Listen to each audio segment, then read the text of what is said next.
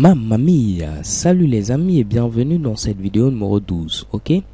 Alors dans cette vidéo on va voir comment faire quelque chose dans le cas où la condition maintenant est testée et elle est jugée fausse. Alors pour ce faire, qu'est-ce qu'on va écrire? On va tout simplement mettre ici else.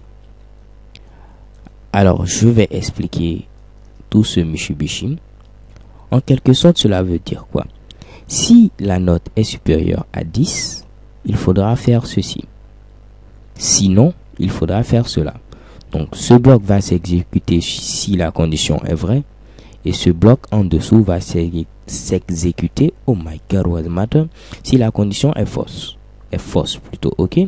Donc là, je vais tout simplement coller ici, ceci, et faire cela comme pas mal. Et là, je vais mettre ici, redouble, tout simplement.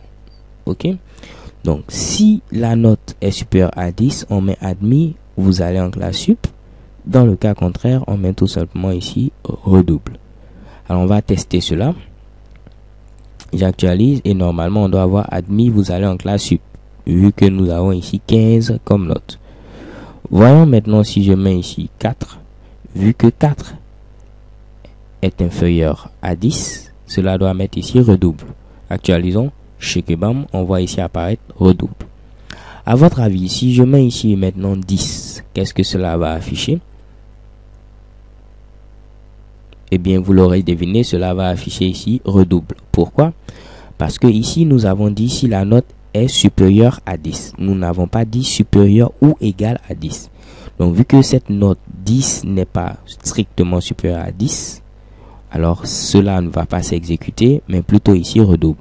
Ok, voyons voir si je dis vrai, j'actualise et voilà, on a ici redouble. Par contre, si je mets ici cette fois-ci supérieur ou égal à 10, vu que 10 est égal à 10, on va voir ici admis, vous allez en classe sup. Actualisons et voyons le résultat. Chez Kebam, on voit ici apparaître admis, vous allez en classe sup. Mais les conditions ne s'arrêtent pas là. On pouvait mettre également ici autre chose. Du genre, à ce niveau, je pouvais mettre également else if.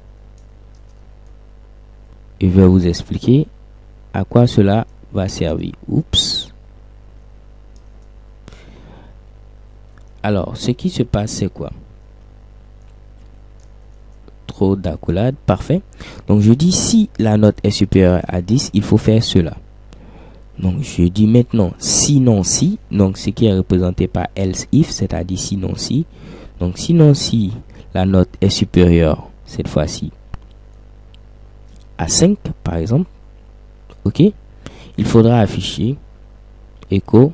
Bon, là, je ne fais que ce Mitsubishi.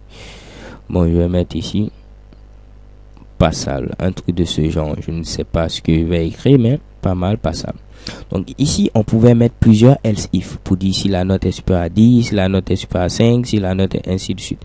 Mais ça, ce n'est pas le meilleur exemple, mais juste vous montrer qu'on pouvait utiliser ici else if. Donc ici, si je mets ici 10, donc là, je vais modifier la valeur pour mettre par exemple ici 7. Si je mets ici 7, on va vérifier d'abord. Est-ce que 7 est supérieur à 10? Non. Donc on n'exécute pas alors ce bloc. On vient ici à ce niveau. Est-ce que 7 est supérieur à 5? Oui. Donc on va afficher ici passable. Ok. Alors voyons voir si je dis vrai. Actualisons. Chez Kebam, on voit ici apparaître passable. Alors les gars, c'est tout pour les conditions. On peut avoir des conditions du type if, tout simplement. Ou bien if, else. Ou if, else if, else if, else if et else. Ok. So thank you guys for watching. Don't forget to subscribe and see you next video. Have a nice day.